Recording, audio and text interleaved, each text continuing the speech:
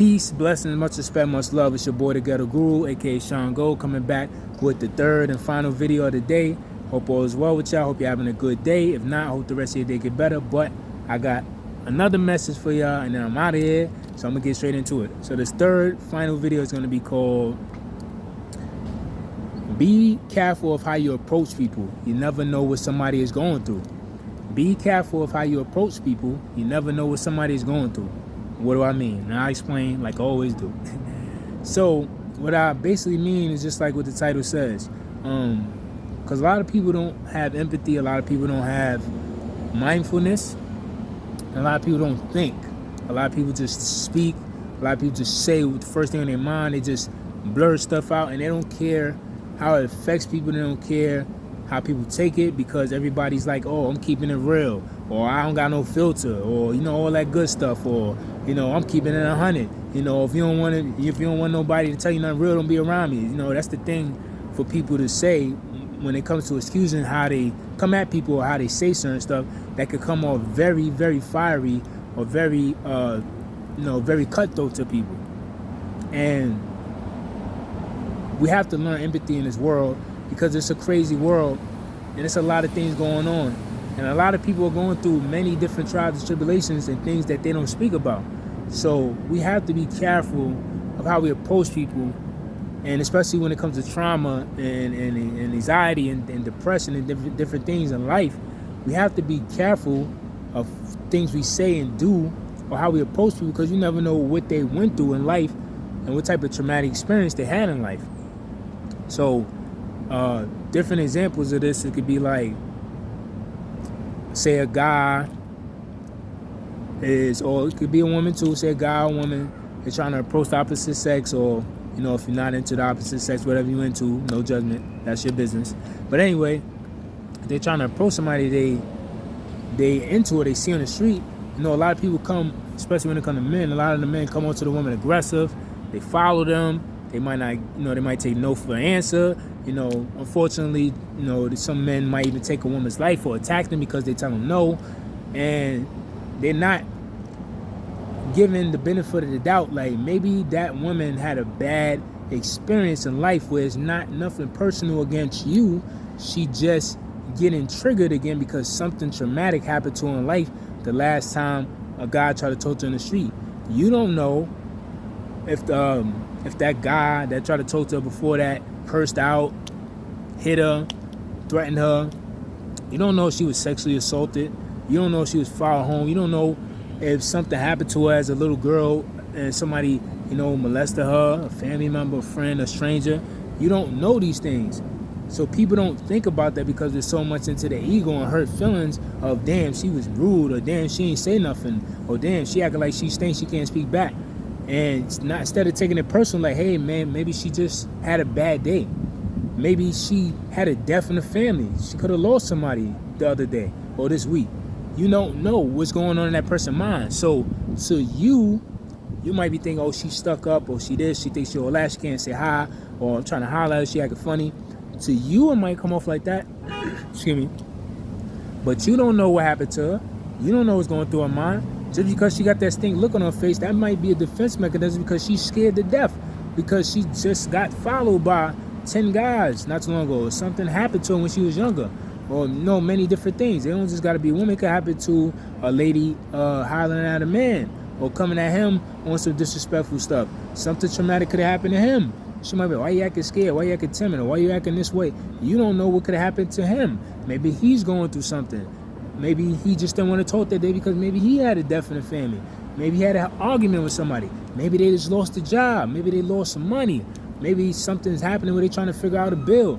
There's many different things that could be happening in people's minds, and people don't think about that because they take it personal and get in their ego when somebody shuts them down, or somebody just doesn't take to what they're presenting.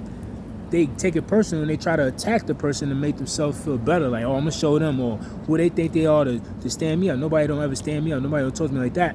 And we have to learn and think, like I said in the beginning of the video, think before we blurt out stuff, before we say things and be like, oh, I'm keeping it real, or I don't got no filter and all this other stuff. And we have to think about those things because these are people going through real things in life. You can't be selfish only thinking about what you thinking about in that moment of you just trying to holler at somebody. You got to think about, hey, maybe they was having a rough day, something happened. Maybe they had a death in the family, like I said. Maybe they lost their job. It could be many different things. You don't know. Something traumatic could have happened to them when they was younger, where they're scared when it comes to people walking up to them in the street. You don't know these things. So these are defense mechanisms because people are trying to protect themselves and be safe. So that's what I mean by the title of the video when I said you have to be mindful how you approach people because you never know what somebody's going through. Even when it comes to customer service, people go in the store and something may happen and they might curse out the person that works there, the cashier, the clerk, the bartender, whoever's at the front, the waitress, and they come at them away. And I'm not talking about people that's being rude to you. I'm not talking about like them being rude to the customer. I'm talking about the customer just going ham or being rude to them or taking out their frustration, on them. And you don't know what that person could be going through in that moment. You don't know what that person could be going through in life. You don't know if somebody used to talk to them like that as a child, and that could trigger them to go off on you or do something even more dangerous that you don't need done, or could really make the situation escalate to a place they don't need to go. People don't think about these things because they're so much in their ego and wanting to get their respect and show the people that they're not soft and all this extra stuff. And instead of getting out their feelings, they be like, you know what? I could come at them in this way, but I'm not, because I don't know, there must be something going on in their life or why they acting like that. So people have to be mindful of this because it will save them a lot of headaches, a lot of drama, and it will teach you a lot of lessons, because I'm pretty sure when we going through stuff, we don't want people approaching us a certain way. When we having a bad day, we might not want to talk to everybody, even people that we might see. We might want to keep it short. Sometimes we don't even want to run into them because we might be having a bad day. We might have lost somebody. We might have lost some money. We might have lost a job.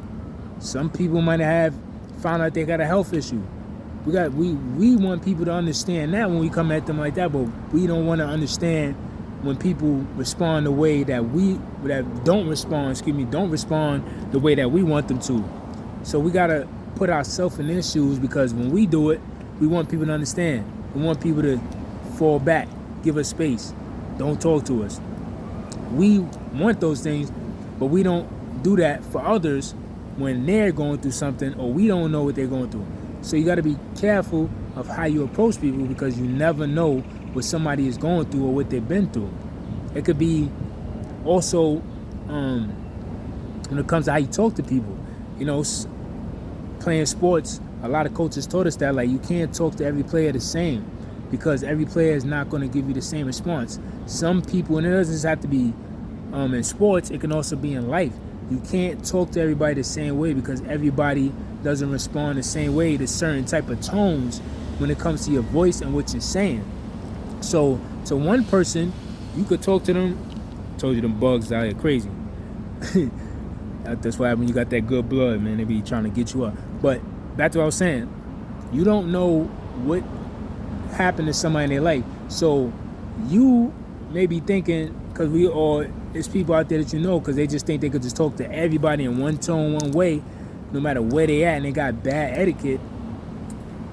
People think that they're keeping it real and having no filter, and that's a great thing, when that's not a good look, because you don't know how everybody's going to respond or why they can't take that response that you're giving to them, or that way, type of tone, rather than that voice, the way you're voicing your opinion.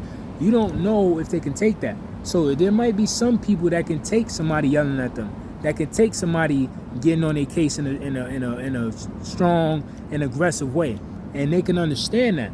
Like me, for instance, I always give you an example. I always had hard coaches in my life. So the coaches that always was teaching me in basketball, they were always strict on us, getting on us. They talked to us crazy, but I was used to that because my father, was militant. He was in the Air Force. He was a policeman, armed security guard in the Diamond District, Rockefeller Center. So he was always showing tough love, and he always talked to me in that militant way of hard work, dedication, rules, this, knowing how to move, all that. So I knew how to be receptive to that when a coach talked to me in a certain way, or he always like, yo, you got to do better. You got to be ahead of everybody else. You got to do this, or you got to be first. And I understood that, but there were people that weren't raised like that, that couldn't take that type of talk and aggression and tone, and they will shut down when somebody talks to them in that way. So people have to be mindful of that, and not always thinking like, oh, I could just talk to everybody like that. Oh, well, I'm just this way, and if you can't handle the way I talk, don't be around me. And that's not fair, because everybody wasn't raised like that. Everybody wasn't raised where they would talk to like that, or where people were speaking in that tone and a voice in their opinions towards them. So we got to be mindful of that and remember that too. Now everybody can take that. So we got to understand that certain people are going to shut down when you do that because of their teachings. You got to be mindful of that. So you got to know how to read people and pay attention to learning people, like I was talking about in my other videos, of learning people and accepting them for who they are, so you can learn how to talk to them, so you can learn how to get your point across to them, or you can learn how to approach them in the correct way. Because that person that can't take that loud and aggressive tone, even though they might need it, you have to analyze them more and who they are and their character and how they get when somebody comes at them like that. Because some people might shut down, some people might get rebellious and get angry and might want to fight. So you have to learn how to talk to them in a more respectful way, but still make it a strict message as well if you're trying to get your message across to them, if you have to get on them. But there might be others that can take that type of voice, tone, can take that type of aggressive talk when you're getting on them, and they're fine with that. That actually makes them get on their stuff even more. I'm one of those people where it depends who it is. It can't be no stranger. I gotta know you well, but I can, if I'm slacking and somebody getting on me like, you messing up, or you need to do this, or you supposed, it wakes me up, and I'm like, you know what, you're right, I'm gonna get on my hustle. You're right, even if it's something that might sting and get me mad, I appreciate the realness, because it amplifies me and it gets the fire going in me to get on my stuff. But somebody else, that might shut them down and take away from their confidence and make them crawl into a ball away from the world and get down on themselves. So you got to learn how to present things to them people as well in a certain manner.